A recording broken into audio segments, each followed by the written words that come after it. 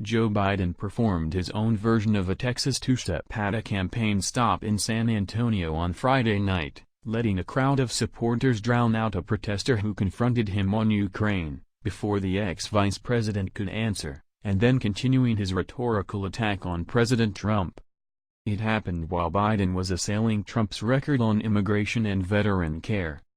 America can overcome 4 years of Donald Trump's chaos and corruption, but if re-elected it will forever fundamentally change the character of who we are as a nation, Biden told the crowd.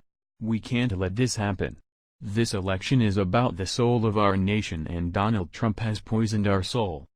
Soon a man in the crowd, not shown on camera, interjected to ask, "What about corruption in Ukraine?"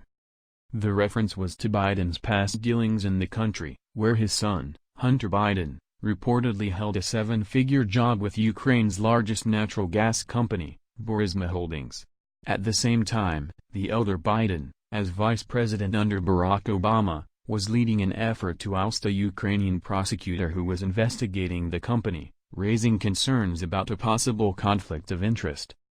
The Biden's history in Ukraine has been a growing concern for the White House and Republicans as Democrats in Congress pursue the possible impeachment of President Trump over a July phone call in which the president allegedly tried to make an announcement of a Ukraine investigation into the Bidens, a condition for the country's new administration to receive military aid from the U.S.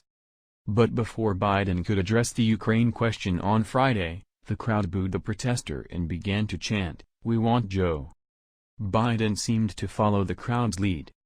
"This man represents Donald Trump very well.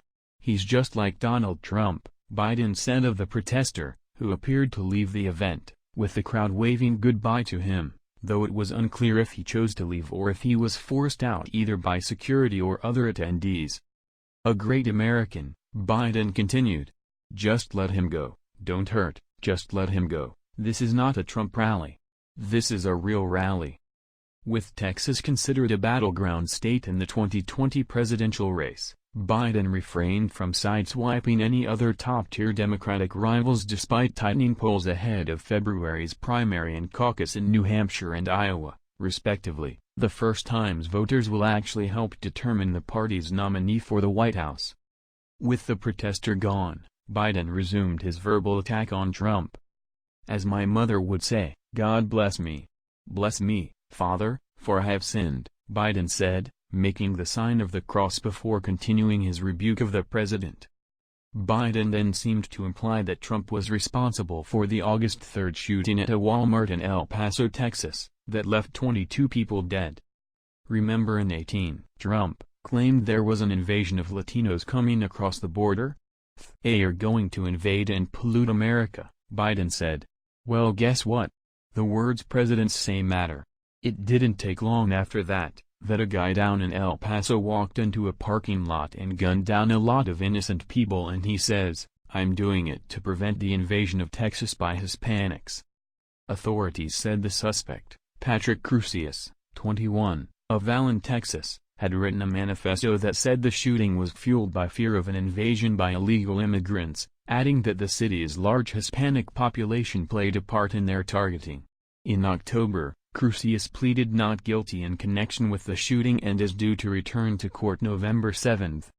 Trump condemned the shooting as an act of cowardice on Twitter, adding, "I know that I stand with everyone in this country to condemn today's hateful act. There are no reasons or excuses that will ever justify killing innocent people." San Antonio, where Biden spoke Friday, is the city where long-shot Democratic presidential candidate Julian Castro served as mayor before joining Obama's administration as Secretary of Housing and Urban Development.